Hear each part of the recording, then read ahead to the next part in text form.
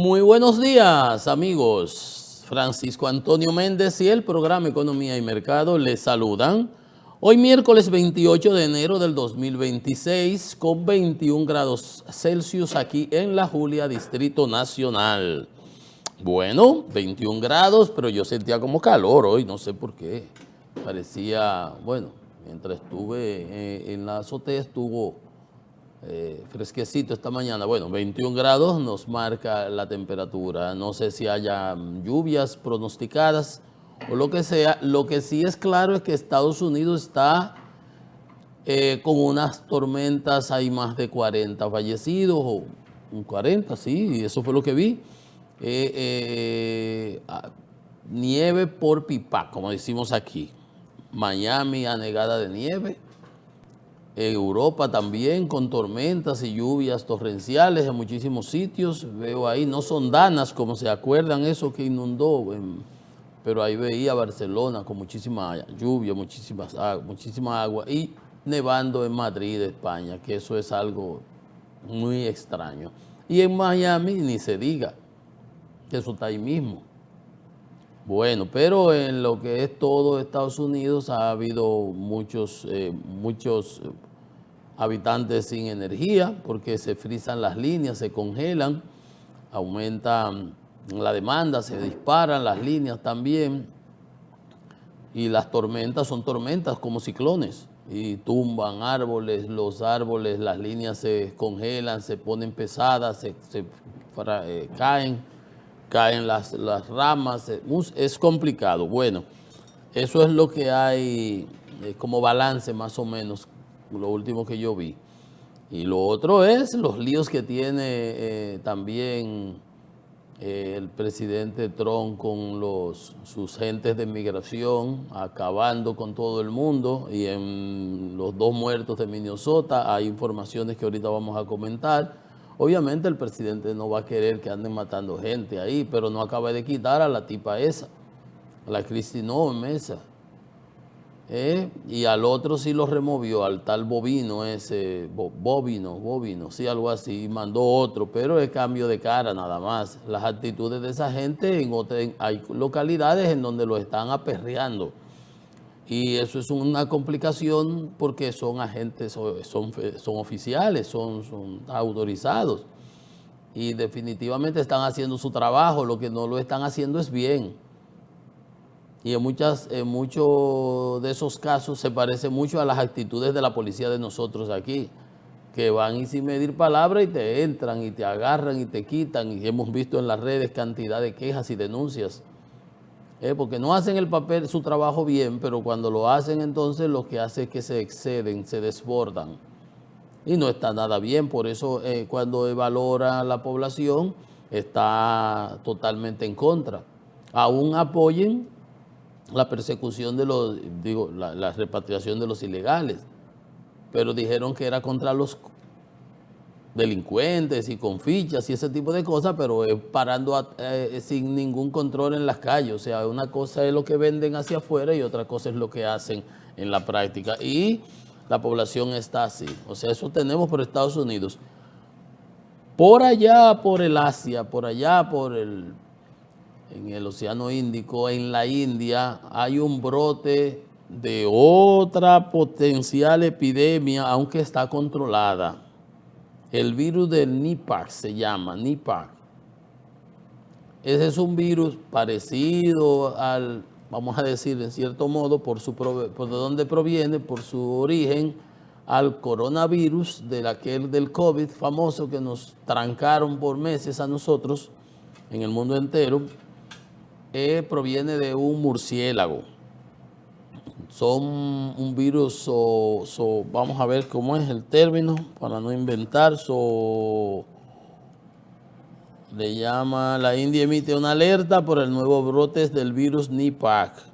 Hay alrededor de 200 confinados porque se transmite por los flujos, saliva, orine, contacto personal, se puede transmitir, se transmite.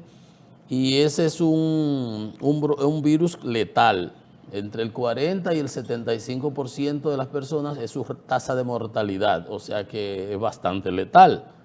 y hay alrededor de 200 personas que han tenido contacto con otros contagiados. Entonces, esos murciélagos pican las frutas, usted la toma, la come, se transmite son virus, a ver, la palabra son patógenos, un patógeno zoonótico, zoología, que se transmite entre mamíferos, entre animales, de animales a los humanos. Se transmite de los animales a los humanos. Entonces, esos murciélagos son frugívoros, las frutas, los mangos, y te cae, los coge, por eso es peligrosísimo el orine, los cerdos, así como los ratones, la leptospirosis. Entonces estos animales, un murciélago de eso, orina y contagia una fruta, usted la come, usted se contagia, entonces ya usted es un foco de contagio y se contagia directamente entre personas por los fluidos, como se contagiaba, digamos, que el COVID, la saliva, catarro. Entonces es muy letal, afecta neurológicamente, es algo delicado, le da fiebre, le da como que si fuera un catarro, después le da una encefalitis a las personas, su tasa de mortalidad entre 40 y 75%, o sea que es bastante letal. El pájaro ese, la cosa esa.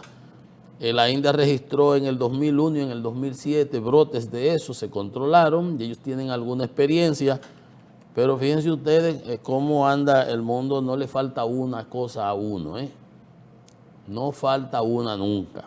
Ojalá y eso lo controlen por ahí. Ya hay países de la zona, Nepal, Taiwán, Hong Kong, en esas zonas están tomando ya restricciones, porque de personas a personas se contagia y ya usted sabrá si eso empieza y se expande. No hay vacuna contra eso, no hay medicamentos, se están trabajando son como compuestos especiales para tratar la enfermedad, pero no hay nada definido. Y como pasó con el COVID, que no había un protocolo y entonces hubo que estar sobre la marcha, aunque ya en el 1, el 2, había habido un coronavirus. Acuérdense que este era el COVID, coronavirus 2 creo que era, había habido uno antes y de ahí se empezó a trabajar aquellas vacunas especiales, los mRNA, de los ribonucleicos, eso, la modificación de los códigos genéticos y ese tipo de cosas, y se avanzó. Por eso mucha gente decía, pero que esas la sacaron tan rápido, que si yo, que la ciencia, señores, la ciencia va avanzando a velocidades que usted ni siquiera se imagina. Ni siquiera se imagina. Este pajarito que está aquí, eso que usted está viendo ahí, ese celular que yo tengo aquí en la mano, tiene más potencia y más capacidad que lo que tenían las computadoras donde se corrían los programas para los primeros viajes a la luna y ese tipo de cosas. En mi instituto eran neveras gigantescas las computadoras y no tenían la capacidad que tiene esto de procesamiento. Entonces la ciencia va avanzando a velocidad inimaginable, señores, inimaginable. Créanme que es inimaginable. Y lo que nos venden, los que nos presentan, lo que nosotros consumimos, tiene 10 y 15 años de atraso. En términos militares y en términos de planificación y desarrollo de esas compañías, de Research and Development, de investigación y desarrollo, esa gente está mucho más avanzada todavía. Lo que nos van dando para comercio y mercado, lo que se va haciendo público, ya eso es mucho más, esto tiene todavía mucho rezago.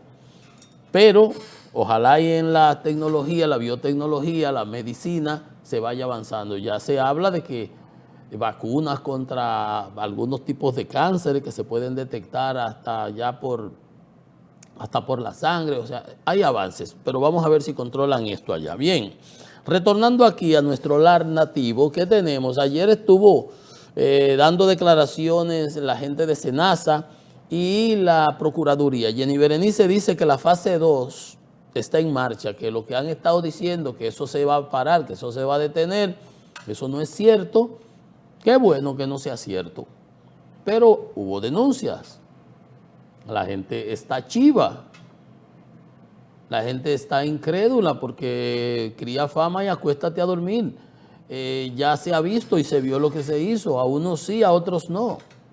Aunque lo defienda la Procuraduría. Ya se vio lo que se hizo con muchos de los casos de esto que le dijo el Tribunal Constitucional en estos días, creo que fue, que dejen de estar poniendo mote porque ellos lo prohibieron, pero como quiera le pusieron cobra a este, le pusieron que yo qué, langosta al otro, calamar a las que, bueno, todo eso sigue siendo, pero no vio las negociaciones que hubo, que la iglesia tuvo que pronunciarse, yo me robo 25, doy 3 y no pasó nada, la iglesia se pronunció.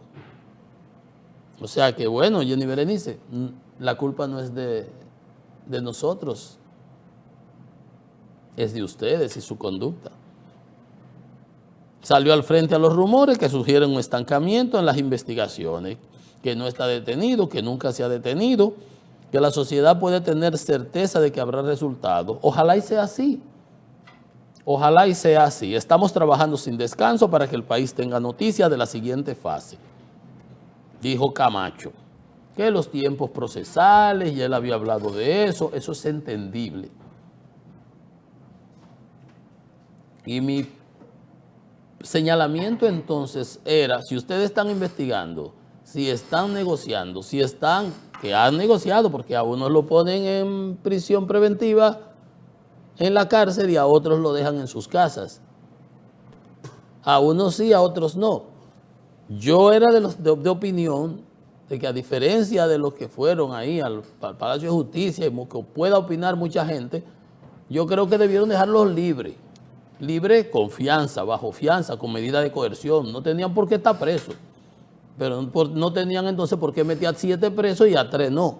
Digo, con arresto domiciliario. O todos con arresto domiciliario, o todos presos, o todos sueltos. Y yo hubiera preferido que le hubieran puesto su medida de coerción pero que no tuvieran por qué estar presos, porque ellos no pueden interferir en las investigaciones. ¿De qué manera? Ya esos documentos están ahí. Los únicos que pueden hacer chanchullo y mamotreto son las mismas autoridades. O sea, pero bueno, está bien, ojalá y sea como dice Jenny Berenice, como dice Camacho, porque eso es lo que espera la ciudadanía. La iglesia se ha referido al tema. Leonel Fernández ayer te refería al tema, y no es porque se refiera a Leonel, la iglesia, la sociedad entera. Todos estamos porque realmente fue un crimen justamente porque he oído comentarios y con mucha razón dice gente, pero usted se roba en obra pública de una carretera y hace un fraude, que es un ladrón, ¿correcto? Entonces, todo el que ha robado es un ladrón, como dice mi hermano. No hay dudas con eso, pero es un ladrón que se robó un dinero. Pero en este caso, esos ladrones que se robaron, estos fraudes afectaron la salud de cientos de personas, de decenas de personas, que muchos murieron. A los más necesitados, a los más desvalidos, que justamente SENASA va en apoyo de esos con el SENASA subsidiado. Y yo tengo SENASA, pero yo tengo SENASA contributivo que yo pago como si fuera ARS Humano, Futuro o el que fuera, Universal o lo que sea, o Mafre o qué sé yo. Lo mismo, y yo no tengo realmente grandes quejas. Sí, en unas ocasiones decía, porque tú tienes un medicamento y te le agarras y que tiene tal componente. ¿Qué componente carajo yo sé de eso? Eso sabe el médico que me lo recetó. Y siempre tenían esos cositas en todos los seguros, no me refiero ni siquiera a SENASA. Entonces el punto está ahí, que esto fue justamente contra la salud y de los más necesitados, porque en el caso de los subsidiados entonces se afectábamos a nosotros también los que pagamos el contributivo. Y todos los desastres que hay ahí. Entonces obviamente esperemos que sí. Camacho dice, apeló a la prudencia y a la planificación estratégica porque hay tiempo para todo debajo del sol. Está todo muy bonito, ojalá y sea así. Pero también en estos días hablaba el director y ayer estaba dando unas declaraciones, la voy a comentar ahora porque me parecen interesantes. Me parece que el nuevo director está siendo sincero y yo reconocía, en estos días tengo que ir a buscar a comprar medicamentos. Yo no he tenido problema. Después que se me hasta restableció. Cuando fui la primera vez que me dijeron, y yo, mire, ¿cómo que así? Si yo ni siquiera lo he usado. A mitad de año fue eso, de julio por ahí, que me dijeron que se me restablecía mi cantidad, lo que me corresponde, pero es que se había agotado, pues perfecto. Y no he vuelto a tener problemas. Y lo dije por acá, y etcétera. Dice él, pero sin embargo, el nuevo director, que estaba en una entrevista, dice que sí, que la lentitud para la autorización de los medicamentos se debe a que aprobaban recetas vacías y ellos están haciendo 2 y 3 verificaciones. Yo creo que eso está muy bien. Yo creo que eso está muy bien. Confianza, pero supervisión. ¿Verdad? Dice, la lentitud se debe al proceso de cambio de plataforma que actualmente administrada por Pharmacar, que es la compañía esa del señor Reed, que está acusado de que el que daba los miles de millones, eso. Entonces dice que ahora se realiza doble, triple validación para comprobar que la receta sea real, porque daban recetas ficticias y procedimientos que no se hacían. Entonces hay involucramiento de todas esas instituciones que estaban en la cola. Bueno, entonces yo creo que es entendible. Y si el MDR dice que hasta ahora ahí, todavía se dura hasta 45 minutos esperando una autorización o una fila, yo no he tenido que esperar tanto, creo que no. Pero bueno, hemos constatado que se autorizaron recetas vacías para que poner lo que le diera la gana y se firmaba, se sellaba y pongan ahí, no se ponía nada, no se daba nada, lo único que se hacía era el dinero. La receta en blanco y pasaba una autorización de medicamentos. Parte de los trucos que se usaban. Y ahora la decisión es que lo brinde el servicio directamente SENASA sin intermediario. Intermediario era esa empresa Pharmacar, del Este, Nutriquesioque, todas esas cosas donde tanto ese grupo de empresas metidas. Dice que el déficit que encontró fue de 14.800 millones y que a diciembre ya ha cerrado con un resultado positivo de 1.034 en función de las revisiones y de que los gastos no han seguido astronómicamente para arriba, los consumos, que la mayoría eran ficticios. 14.800 millones de pesos es el déficit, pero recordemos que los otros días de IDOPRIL, que el Instituto de Riesgos Laborales, le transfirieron 12.000 millones a las ARS, de los cuales 6.000 fueron para SENASA. Y de los otros 6.000 era para distribuirlo en las otras de ARS.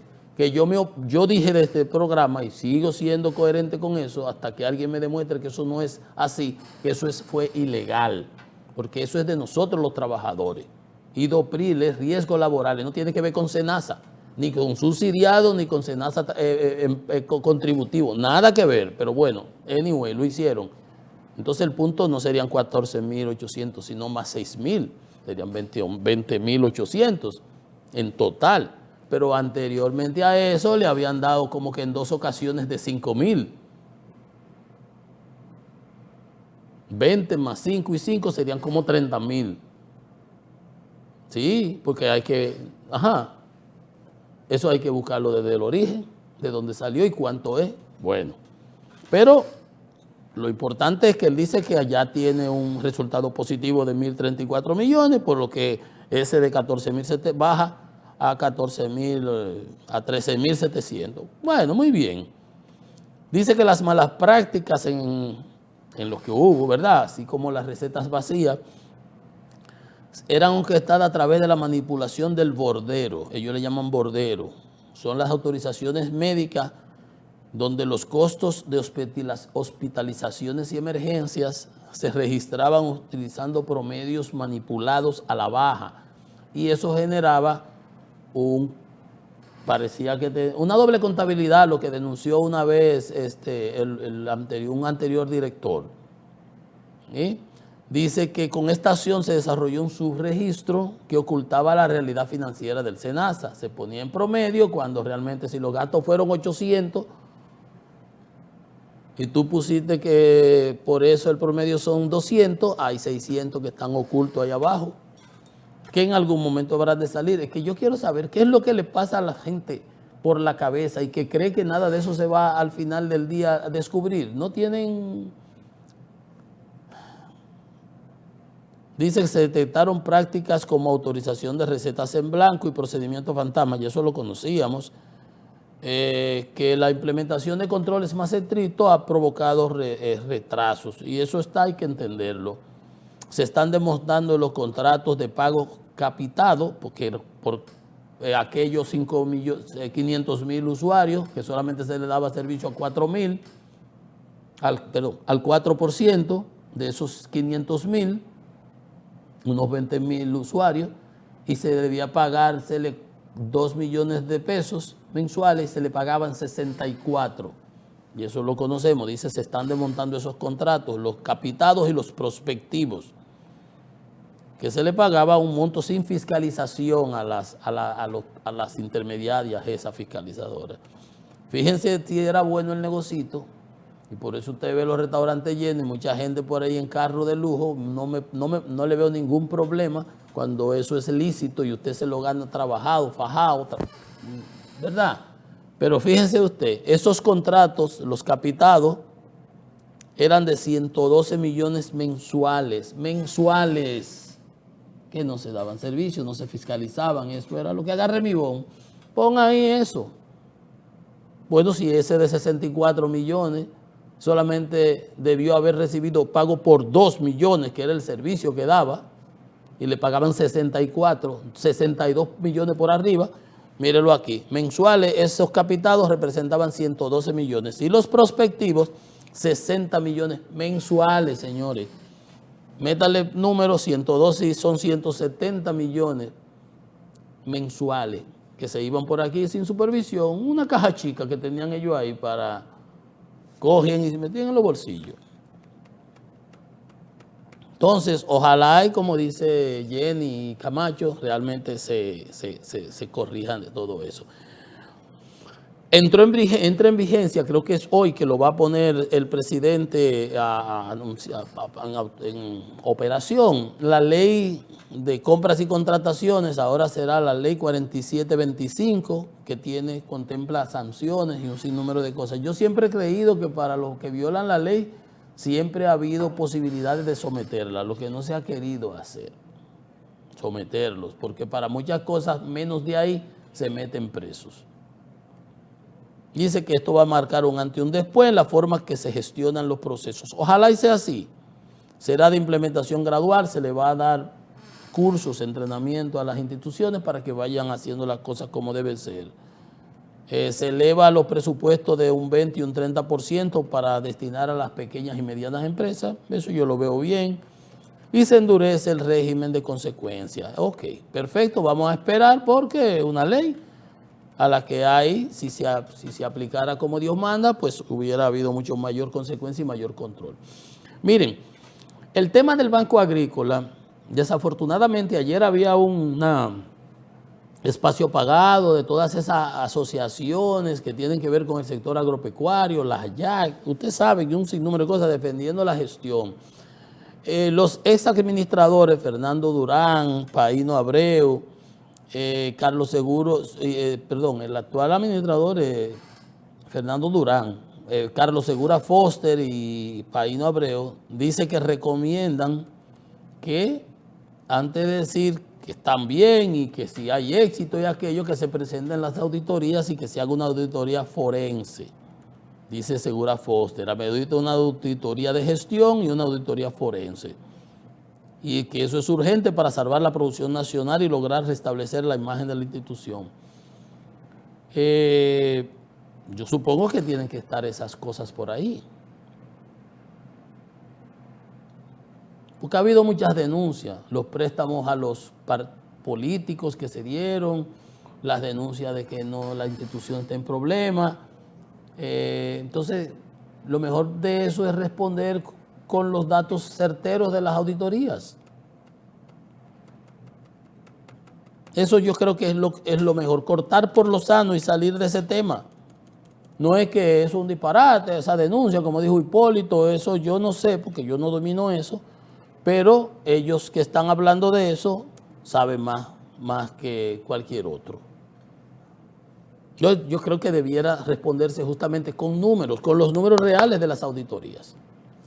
Miren, en Estados Unidos, en Minneapolis, Minnesota, con este lío de los ICE, de inmigración, hay representantes de diputados de ellos que están diciendo que le van a recortar, tienen que aprobarse el presupuesto y se cerró durante 45 días, que ya ve, ustedes se recuerdan, y se pusieron de acuerdo, un presupuesto complementario que siguió hasta ahora, tiene que renovarse en estos días, a final de mes, creo que es ya 30, algo así, a final de mes, y entonces la Casa Blanca pide evitar un nuevo cierre federal tras lo sucedido en Minneapolis, porque dicen los senadores demócratas que no aprobarán el proyecto para financiar el Departamento de Seguridad Nacional, el Homeland Security, el DHA.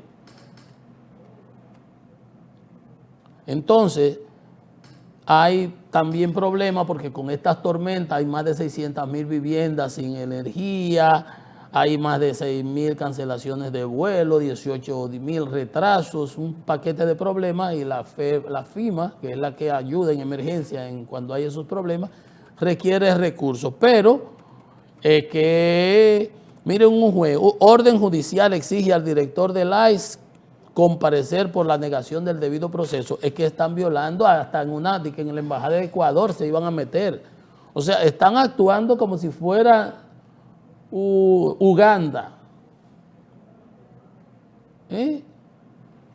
O sea, en Estados Unidos ya el presidente quitó al Bovino, se llama, el que era comandante de patrulla fronteriza, y mandó a Hoffman, que es el zar de la vaina migratoria esa, qué sé yo. Pero, dice el juez, el alcance de las violaciones de órdenes judiciales por parte del ICE es igualmente extraordinario, ante la medida de que tenga que responder por lo que está haciendo. O sea, se están sobrepasando, que hasta la propia población, hasta los mismos, solamente las focas de ellos tienen eso, que todo lo que haga el gobierno lo aplaudan, pero normal, la generalidad de la población está criticando todo eso que está pasando. Entonces, ustedes ven a nivel internacional todo lo que generó Donald Trump, todo en Davos, amenaza que le va a poner aranceles a Corea, que le va a poner aranceles a Canadá porque negocia con China, que no quiere el libre comercio con México y Canadá, que él no necesita eso, pues, no necesita eso, pero amenaza que le va a poner aranceles a Canadá. En perjuicio de los ciudadanos norteamericanos y del encarecimiento de los productos canadienses que consumen los ciudadanos y que requieren la industria norteamericana. Entonces, un hombre que no tiene, dice él, del sentido común, pero yo lo estoy poniendo en duda. Oigan lo que dice ahora. Donald Trump justifica el por qué cierra sus ojos durante las reuniones con su gabinete. Todo el mundo puede estar cansado y cerrar los ojos y pasarse la mano y hasta dormirse en una reunión. Esto le puede pasar a cualquiera. Pero oigan lo que él dice él, que él cierra los ojos porque son la reunión de gabinete, de su gabinete, los que gobiernan en Estados Unidos, que esas reuniones son aburridísimas. Pero que él escucha a todo el mundo. Tengo 28 tipos ahí. Voy recorriendo la sala y tengo 28 tipos. Oye, ¿cómo que dice? La última vez fueron 3 horas y media. Yo no veo la hora de salir de ahí. Y entonces no se asombre usted de todas esas cosas que ese hombre hace de noche en su casa. Tú 100% de arancel a Canadá, 145 de arancel anuncia a China, y China le responde, y Canadá le responde, a Brasil, y ahí se pusieron de acuerdo, a 50 a Brasil, 50 a la India. Mientras acaba la India, ¿de qué algo que él ha provocado? Ordenar un mundo que estaba bien desordenado, porque ahora la gente se está alineando. Canadá negocia un acuerdo comercial con China, no un tratado de libre comercio, sino un acuerdo comercial donde flexibiliza muchísimas cosas que tenían. La Unión Europea firma un tratado de más de 2 trillones de dólares de 2.000 millones de habitantes con la India. Hoy son 180.000 millones que ellos negocian y se espera que en próximos años eso se duplique, métale a 400.000 millones. La Unión Europea negocia con Mercosur, etcétera, etcétera. Todas esas cosas la está provocando porque un hombre que está en una reunión de gabinete y dice que no ve la hora de que esa porquería se acabe, ya usted puede estar imaginándose qué es cómo que se está gobernando Estados Unidos. Y todo lo que hizo en Davos, etcétera, etcétera. Cuestionó el Tratado de Libre Comercio que lo firmó él en su pasada gestión, porque antes del Free Trade Agreement, el TECMEC ahora con México, Estados Unidos y Canadá, eso fue en su pasada gestión y ya hay que renovarlo y que no le importa, que no le interesa nada de eso.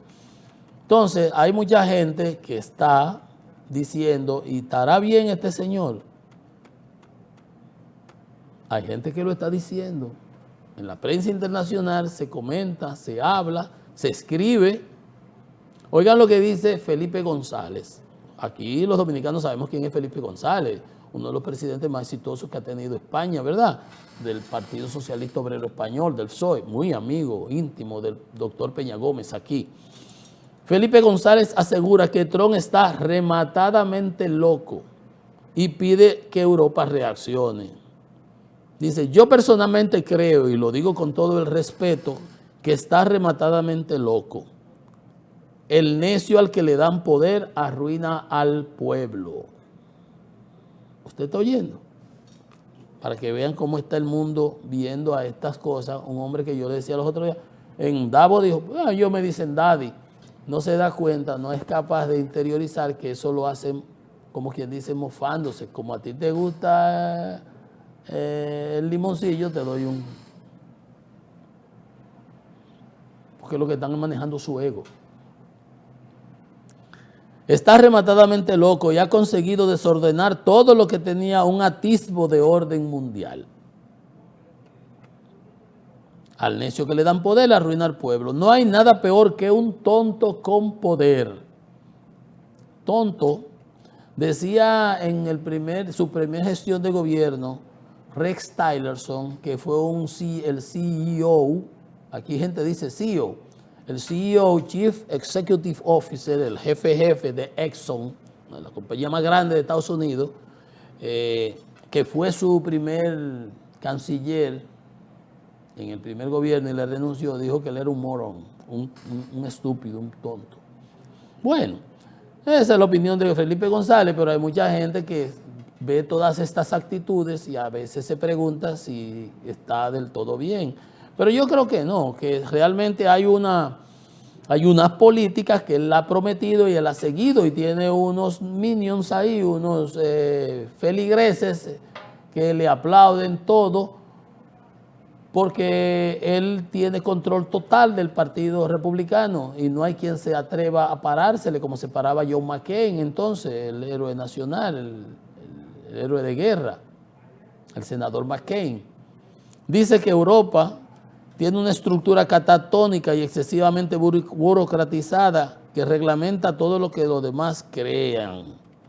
Entonces él entiende que Europa tiene que reaccionar y ponérsela. En esta ocasión en Davos, creo que sí, que Europa se quitó los guantes y le dijo, si viene con invento de 10% de tarifa, nosotros vamos a responder con este instrumento anticoerción que tenemos y con las sanciones equivalentes a 93 mil millones de euros, casi 118 mil millones de dólares.